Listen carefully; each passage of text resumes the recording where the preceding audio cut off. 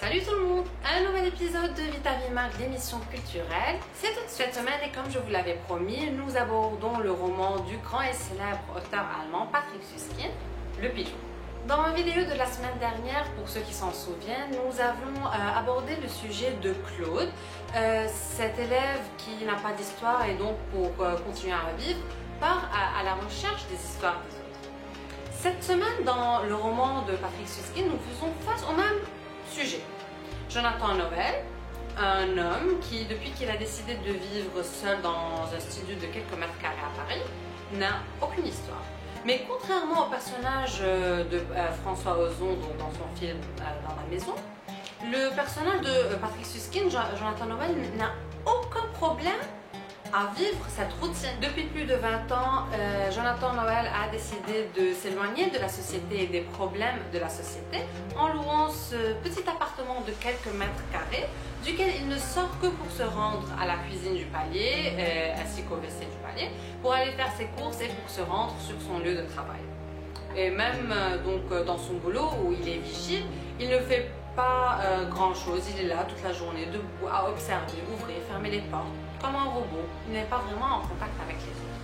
Mais il ne demande pas mieux, c'est la vie qu'il a souhaité avoir. Pour lui, tout va très bien jusqu'au jour où, en ouvrant la porte le matin pour aller faire sa toilette habituelle, tadam, il tombe sur un pigeon posé devant sa porte. On ne sait pas vraiment ce qu'il faisait le pigeon, rien d'intéressant il me semble. Mais la présence de ce pigeon suffit à elle seule pour traumatiser Jonathan Noël. En faisant mes recherches pour préparer pour l'épisode d'aujourd'hui, j'étais donc comme d'habitude en train de lire des articles à droite à gauche, voir un peu ce que les gens pensent de cette relation, de cette rencontre entre le pigeon et Jonathan Noël. Et j'ai constaté que plusieurs personnes trouvaient que Jonathan Noël avait la phobie des pigeons. Sérieux? Non mais faut juste comprendre que le mec, tu lui aurais mis à la place du pigeon sa maman, son directeur ou le Père Noël, il aurait eu la même réaction. Parce que son problème n'est pas avec le pigeon en tant que pigeon, mais plutôt avec la présence du pigeon, avec la présence d'autrui. Le pigeon, c'est qui, c'est quoi? C'est ce que nous allons découvrir aujourd'hui. Pour vous expliquer aujourd'hui mon point de vue sur cette rencontre Jonathan Noël-Pigeon, je vais devoir remonter quelques années en arrière à l'enfance de ce personnage. Il faut tout d'abord savoir que Jonathan Noël a vécu lors de la Seconde Guerre mondiale au temps des nazis. Et il a eu cette malchance de voir plusieurs de ses proches être enlevés par les nazis, dont sa maman.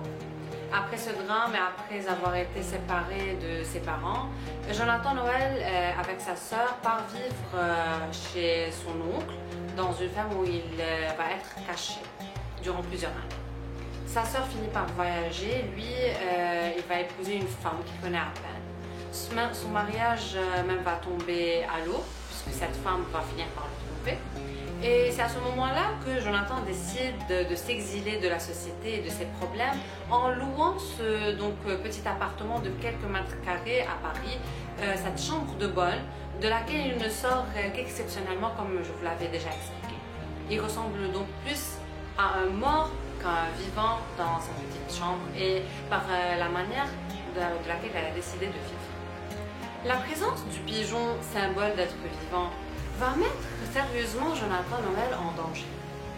En décidant d'entrer en contact avec cet autre vivant, il pourrait se condamner à avouer son existence. Et avouer son existence signifie avouer sa mortalité. Et c'est là le problème de Jonathan Noël, c'est là que réside son traumatisme. Les nazis qui ont enlevé ses proches et à cause de qui il a vécu une tragédie quelques années auparavant, ils ont enlevé les juifs vivants, dont la maman de Jonathan Noël.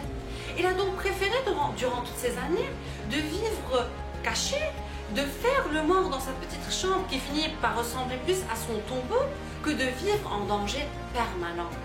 Jonathan Noël est donc un traumatisé de la guerre. Le pigeon, c'est donc qui, c'est donc quoi? Le pigeon, c'est l'élément révélateur du problème psychique de Jonathan. Quels sont les événements qui vont suivre cette rencontre et le contact de Jonathan Noël avec autrui pour la première fois depuis 20 ans? Je vous laisse le découvrir en lisant ce très beau roman de Patrick Suskind, Le Pigeon, qui fait à peine 90 pages. On n'avait aucune excuse pour ne pas le lire. La semaine prochaine, je vous retrouve pour discuter d'un roman également qui a fait son entrée littéraire l'année dernière et qui faisait également partie des nominés pour le prix Goncourt, L'amour et les forêts d'Eric Reinhardt. Pour toutes les personnes qui m'ont dit jusqu'à maintenant que chez moi tout est rose et paillettes, que je suis très gentille, eh ben, attendez la semaine prochaine, vous allez sûrement changer d'avis.